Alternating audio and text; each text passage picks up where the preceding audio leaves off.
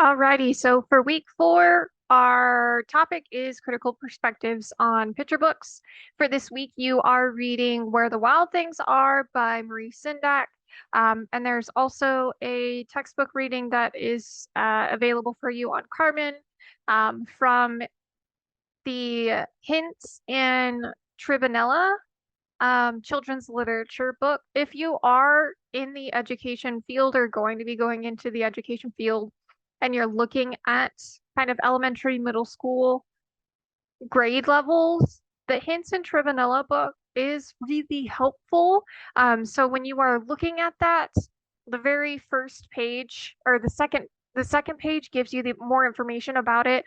It's from the book is Reading Children's Literature, A Critical Introduction. It's from, I think it's a little bit older at this point, but it still has some really, really good foundations. The chapter that you were supposed to read for this week is on picture books, graphic novels, and digital texts. So we're going to start off a little bit differently than how we have for the last couple of weeks. Um, Based off of that reading, there are these 7 questions. You do not have to write these out, but if you are someone who likes to do notes to kind of help you keep track of things, I would highly recommend that you kind of pause and go back through the reading to look for some of the answers for these. The first one is just asking you, like, how do the two authors define picture books? Um, there should be a couple of different definitions because there are the authors give us some like varying definitions depending on your perspective. And that's just to kind of give us like a level playing field for when we're talking about picture books and thinking about them in a critical point of view. What should we be imagining definition wise picture books are? Um, the next question is asking, like, what are some of the reasons that the two authors gave for why parents were so against letting their children read picture books? This question is important just because it seems like a little odd out from the rest of the chapter from Hints and Trivanella. But there is some really specific reasons that parents were like gave for being against letting their children read picture books. And we should be wondering if these parents are against their own children reading picture books, what are they reading instead? Like what are the other options that these parents would be giving for their children to help encourage them to develop their reading ability. Um, Question number 3 should hopefully be a little bit of a recap at this point. It's asking what are the 3 different types of interactions between words and pictures. If you don't remember, I would definitely make sure that you have some short definitions for them down because you might be able to use this for some of your bigger projects in the semester. Remember, they should be contradictory, complementary, and asymmetrical in terms of the way that words and pictures work or can work in picture books. Number 4 is specifically looking at artistic choices that authors and illustrators have to make when they think about and they begin creating picture books. Some of these things are just really neat or like interesting details that we might not necessarily think of. Um, if you are somebody that likes kind of knowing how things are put together, or like being able to put things together, question number 4 is probably going to be more interesting for you than some of the others.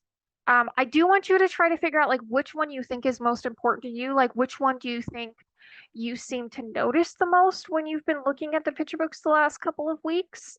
And this is just self-reflective. You don't have to turn around and work it into any of your responses.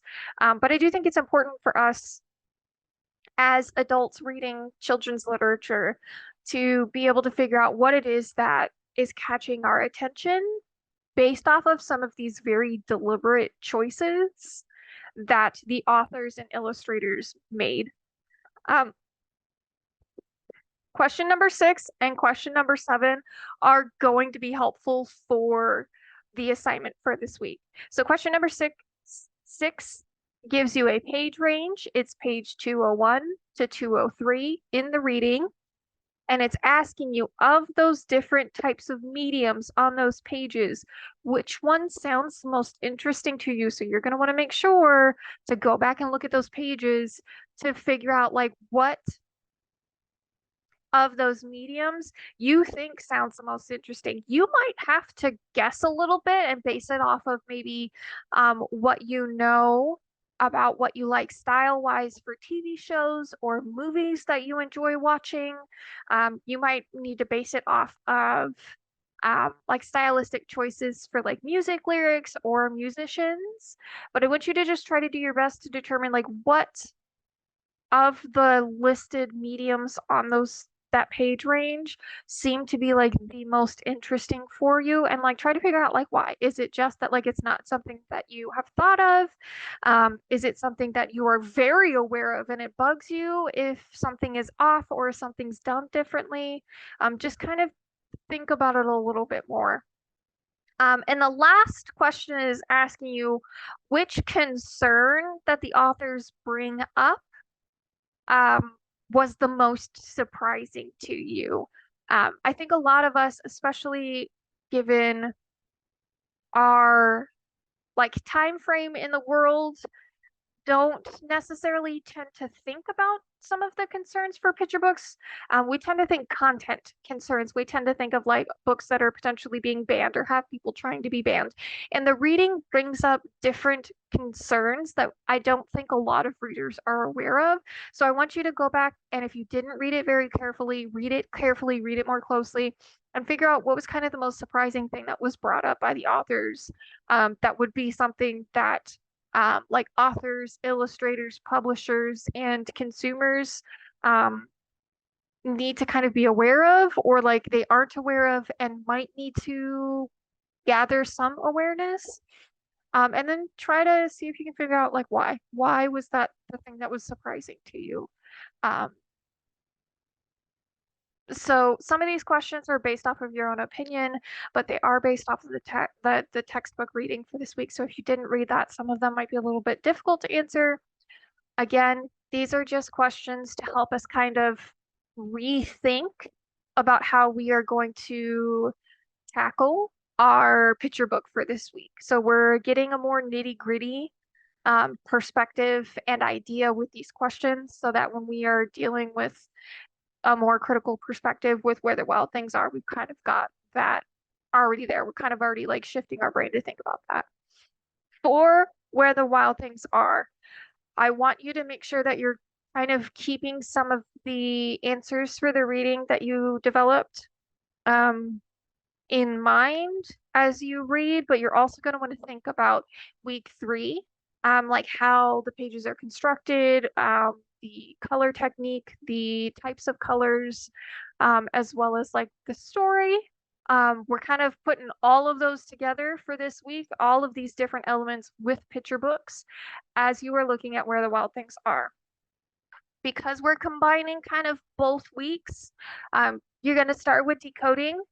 Again, Where the Wild Things Are is a fairly well-known and popular children's book from the 1960s. So I want you, even if you have read it before, try to just figure out whether rereading it through this time you actually enjoyed reading the story and reading the picture book. Try to see what you noticed about the story. Maybe you noticed something that you hadn't noticed before, whenever the last time was that you picked up the book.